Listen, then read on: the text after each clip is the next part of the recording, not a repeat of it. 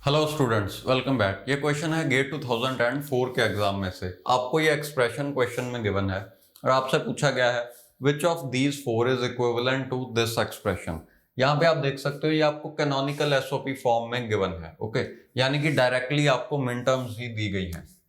तो मिन टर्म्स देखो, ये है 101 यानी कि 5, ये है 011 यानी कि 3, ये वाली है 110 110 यानी कि 6, और ये है 001 यानी कि 1, और लास्ट वाली है 100 यानी कि 4। ओके, 100 कैसे आया? ए के ऊपर कॉम्प्लीमेंट नहीं है इसीलिए 1, इन दोनों के ऊपर कॉम्प्लीमेंट है इसीलिए 00, सो दैट इज 4। के मैप भरो, यू हैव 1 3, 1 ये रहा 001 और 3 है 011 यानी कि यहां पे। ओके, तो यहां पे भी आप 1 लिखोगे। नेक्स्ट वन इज 4 5 एंड 6, तो 4 5 और 6 ये रहे। के मैप की ग्रुपिंग करो, तो ग्रुपिंग करने पे आप देखोगे कि इस वन को इंक्लूड करने का एक ही मेथड है ऐसे। सिमिलरली इसे भी इंक्लूड करने का एक ही मेथड है। अगर आप इस वन को इंक्लूड करना चाहते हो तो ग्रुप ऑफ 2 ही बनेगा। बट इस वन को इंक्लूड करने के दो मेथड्स हैं। देखो, पहला मेथड तो ऐसा है कि आप कॉर्नर वाले दोनों वंस को ग्रुप कर दो ऐसे। ओके, सेकंड मेथड है कि आप ऐसे ग्रुप कर दो। ओके, अब आप चेक करो कि जो मैंने प्राइम इम्प्लीकेंट्स ब्लैक में बनाए हैं वो तो हैं एसेंशियल, क्योंकि अगर आप इस वन को इंक्लूड करना चाहते हो तो एक ही मेथड है ये प्राइम इम्प्लीकेंट, यानी कि ये प्राइम इम्प्लीकेंट एसेंशियल होगा, ये आंसर में होगा ही होगा। और अगर आप इसे इंक्लूड करना चाहते हो तो ये प्राइम इम्प्लीकेंट है, यानी कि ये वाला भी आंसर में होगा ही होगा। तो पहले इन दोनों के लिए एक्सप्रेशन लिखते हैं, उसके बाद आगे देखेंगे। सो ये आएगी ए सी बार प्लस ए बार सी।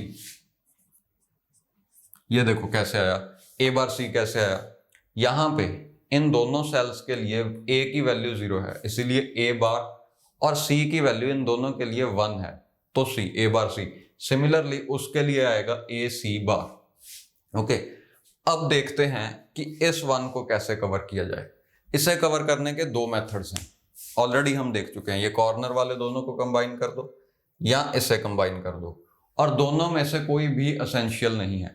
देखो, अगर हम इस प्राइम इम्प्लीकेंट की बात करें, ये वाले की, ये एसेंशियल क्यों नहीं होगा? क्योंकि ये कोई भी ऐसे वन को कवर नहीं कर रहा जिसे कोई और प्राइम इम्प्लीकेंट कवर ना करे। देखो, ये दो वंस को कवर कर रहा है, एक इसको और एक इसको। इस वन को ऑलरेडी ये ग्रुप ऑफ 2 कवर कर रहा है। ओके, और इस वन को ऑलरेडी ये वाला कवर कर रहा है, यानी कि ये नॉन एसेंशियल है। सिमिलरली आप देखो, ये वाला भी नॉन एसेंशियल है। तो यानी कि इस क्वेश्चन के दो आंसर्स होंगे, इसके दो मिनिमल फॉर्म्स होंगे। ये एसेंशियल वाले तो दोनों में होंगे ही होंगे, दोनों आंसर्स में ये ब्लैक वाले तो प्रेजेंट होंगे ही होंगे। द थिंग इज, ये रेड वाले में से एक आंसर में प्रेजेंट होगा, दूसरा दूसरे आंसर में प्रेजेंट होगा। तो हम सबसे पहले ये कॉर्नर वाले को कंसिडर करके एक आंसर लिखते हैं। तो कॉर्नर वाले ग्रुप को अगर आप कंसिडर करो, उसके लिए आप देखो सी की वैल्यू सेम है विच इज 1, और बी की वैल्यू सेम है विच इज 0। ओके, देखो इन दोनों के लिए एक तो C1 है और एक B0 है। ओके, अब ऐसा करो, दूसरे मेथड में इस कॉर्नर वाले को इग्नोर करो और इसे इंक्लूड करो, ये ग्रुप ऑफ 2 को। यानी कि हम इस वन को इंक्लूड करने के लिए अब इस प्राइम इम्प्लीकेंट को कंसिडर करेंगे। Let's do that. इस केस में आंसर आएगा A B बार। ओके, अब आप चेक करो कि कौन सा ऑप्शन मैच कर रहा है। इन दोनों में से कोई भी अगर ऑप्शंस में प्रेजेंट है तो वही आपका आंसर होगा। यहां पे हमारे पास है ए सी बार ए बार सी, ए सी बार ए बार सी, यानी कि इन दोनों में से ही कोई आंसर होगा। सी बी बार नहीं है, ए बी बार है। ओके, ये देखो ऑप्शन बी एग्जैक्टली मैच हो रहा है इससे, तो आपका आंसर है ऑप्शन बी, क्योंकि इसे मिनिमाइज करने पे ऑप्शन बी मिल रहा है। ओके, अब एक और बात अगर आपने नोट की हो, उन्होंने कहा था which of the following is equivalent to the given expression.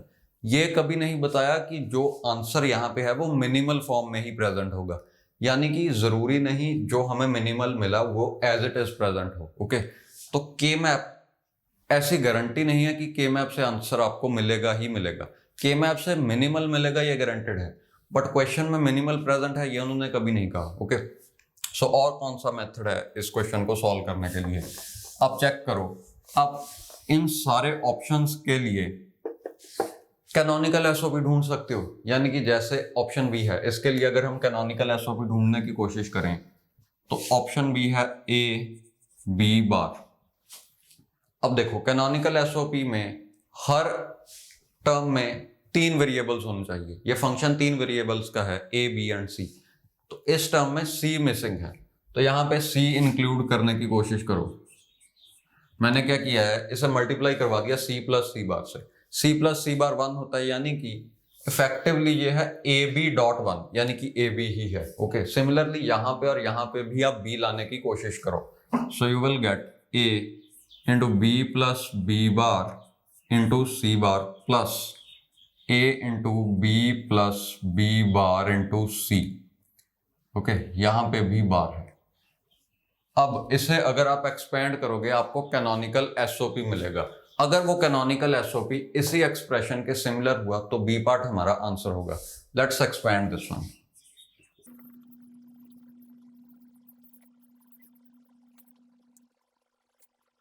अब आप देखो इसे एक्सपेंड करने पर ये दोनों टर्म सेम आई, यानी कि एक बारी हम इसे यहां से इग्नोर कर सकते हैं और एक ही बारी कंसिडर करेंगे, तो ये वाली टर्म मैंने इग्नोर कर दी, तो आपको एक्सपेंड करने पे ये मिला। लेट्स सी अगर ये दोनों सिमिलर हैं तो ये है ए बी बार सी और यहां पे भी है ए B bar C.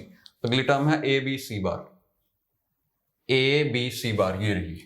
Okay, next one is A B bar C bar, ये रही। Next one is A bar B C, ये रही।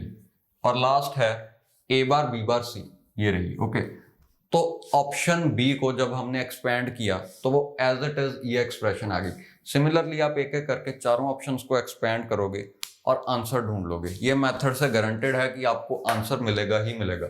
एक और चीज आप कर सकते हो, आप चारों ऑप्शंस के लिए के मैप भर सकते हो। ये दोनों मेथड, ये वाला और के मैप भरने वाला, इन चारों के लिए के मैप बनाना एग्जैक्टली सेम ही है, क्योंकि दोनों में हम मिन टर्म्स ढूंढ रहे हैं। हमने ऑप्शंस के लिए सारी मिन टर्म्स ढूंढ ली और उसे गिवन मिन टर्म से कंपेयर कर लिया। के मैप बना के भी, जैसे इस ऑप्शन ए का अगर आप के मैप बनाओ, आपको के मैप बना के भी सारी मिन टर्म्स ही मिलेंगी। ओके, तो फिर उन मिन टर्म्स को आप फंक्शन, जो गिवन फंक्शन है उसकी मिन टर्म से कंपेयर कर सकते हो, या ऐसा कह लो उसके के मैप से कंपेयर कर सकते हो, and you can get your answer. Okay.